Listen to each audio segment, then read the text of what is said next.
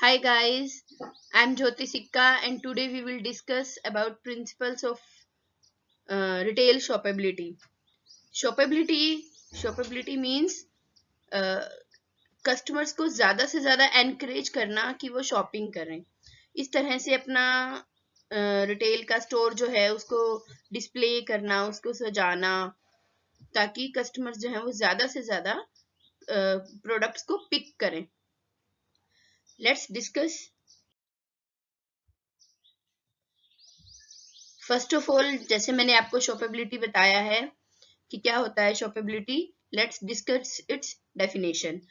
शॉपेबिलिटी means the condition of a store second the condition of a store or commercial website that makes it easy for a customer to find items for purchase।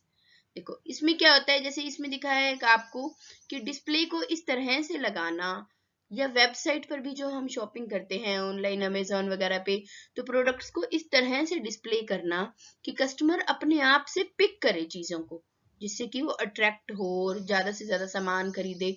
कई बार क्या होता है, हम घर से सोचकर कम चीजें चलते हैं लेकिन मार्केट में जाकर ज्यादा सामान खरीद के लाते हैं। वो इसीलिए होता है क्योंकि जो रिटेलर है, जो बिजनेसमैन है, उसने प्रोडक्ट्स को इस तरह से डिस्प्ले किया हुआ है कि वो हमें अट्रैक्ट करते हैं। हमें जरूरत नहीं होती फिर भी हम कई बार उसको परचेज करके ले आते हैं। इसे ही शॉपेबिलिटी कहते हैं। तो रिटेलर का जो मेन मोटिव होता है वो यही है कि कस्टमर की ज्यादा से ज्यादा शॉपेबिलिटी को इंक्रीज करना, ताकि उसका प्रॉफिट ज्यादा हो। इस तरह से, ठीक है।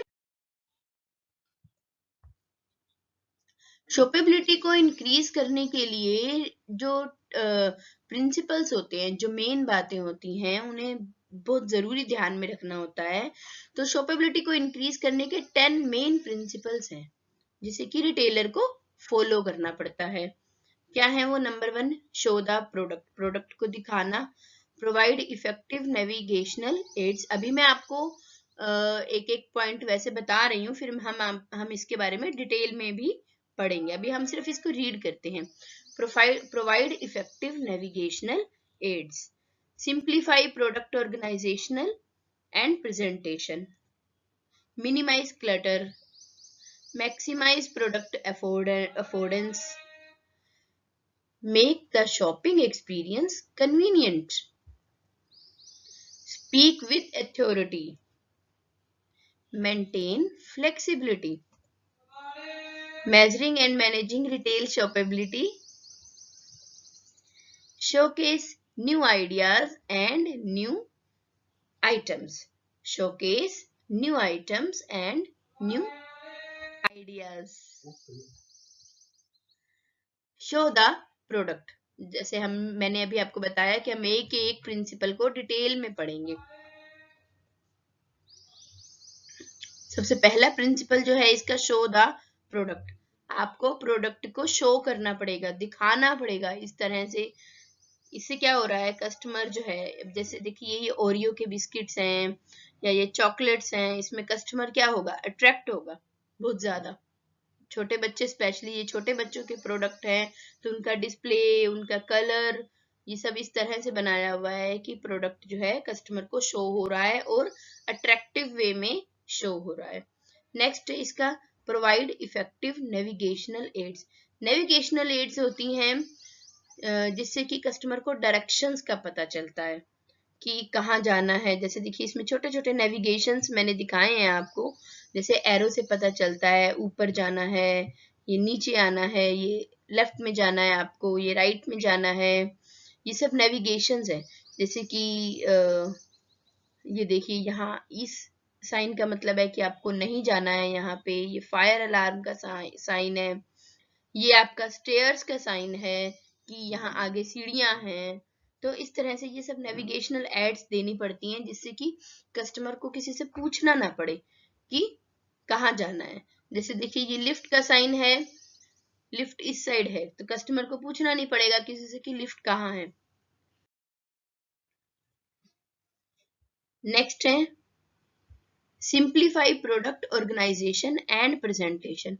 देखो प्रोडक्ट को इस यहाँ पर ऑर्गेनाइज किया हुआ है और बड़े ही सिंपल तरीके से किया हुआ है, जिससे कि बहुत ज्यादा कॉम्प्लिकेटेड नहीं हो रहा है। देखो जैसे अगर हमारा ध्यान सीधा ये कॉफी पर जा रहा है, इस तरह से इस प्रोडक्ट पे जा रहा है, इसमें क्या हो रहा है, बहुत सारे प्रोडक्ट एक साथ रखे हुए हैं, तो इनका प्रेजेंटेशन ऐसा है जिसमें कि हमें पढ़ना भी नहीं पड़ेगा ज्यादा, एक साथ एकदम से हमारा ध्यान जो है इन प्रोडक्ट्स पे जाएगा और बिल्कुल सिंपल तरीके से लिखे रखे हुए हैं ये, इसे प्रेजेंटेशन कहते हैं। Minimise clutter. क्लटर होता है बहुत ज्यादा भीड़ भाड़ हो जाना, बहुत ज्यादा ओवर प्रोडक्ट रख देना। ओवर प्रोडक्ट कभी नहीं रखने चाहिए। जैसे देखो ये स्पेशली परफ्यूम्स, शैम्पूज, डियो है, ये एकदम से कोई 500 600 तो नहीं खरीदता है, तो 1 1 2 2 प्रोडक्ट्स अगर कोई लेता है तो आपको उतने ही प्रोडक्ट रखने चाहिए जितनी डिमांड है, जितनी जरूरत है। आप फिर बाद में अलग से स्टॉक रखिए, वहां से प्रोडक्ट उठाकर यहाँ फिर रख दीजिए जब सेल हो जाए तो, लेकिन एकदम से ओवर नहीं भर देना है अपनी शेल्फ को। नेक्स्ट प्रिंसिपल है maximise product अफोर्डनेस।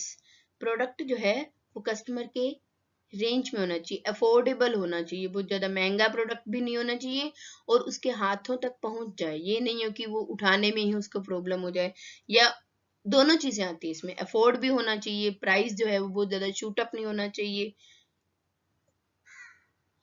Make the shopping experience convenient. देखो कस्टमर जो है वो शॉपिंग करने के लिए जब जाता है तो वो सिर्फ प्रोडक्ट खरीदने नहीं जाता है, वो उसके साथ साथ एक शॉपिंग जो है, एक हम इसको एंजॉय भी करते हैं। तो शॉपिंग इस तरह से होनी चाहिए कि कस्टमर जो है वो इसको एंजॉय करें, उसको एक फन की तरह ले। जैसे देखिए इस तरह से डिस्प्ले किया हुआ है, इसमें बच्चे बहुत खुश होंगे जब अपना प्रोडक्ट वो फाइंड आउट करेंगे। तो make the shopping experience convenient, convenient हो जाए। अब देखो छोटे बच्चों के प्रोडक्ट हैं तो इतना ही शेल्फ का साइज हो जिससे कि छोटे बच्चों का हाथ आसानी से चला जाए। Speak with authority. आपको जब आप कस्टमर के साथ बात करें तो आप एक कॉन्फिडेंस के साथ बात करें, पूरी अथॉरिटी के साथ बात करें, जिससे कि कस्टमर को भी कॉन्फिडेंस हो जाए कि जो हमें प्रोडक्ट दिखाया जा रहा है या हम जो खरीद रहे हैं या जो सामने रखा हुआ है ये बिल्कुल सही रखा हुआ है। नेक्स्ट है मेंटेन फ्लेक्सिबिलिटी।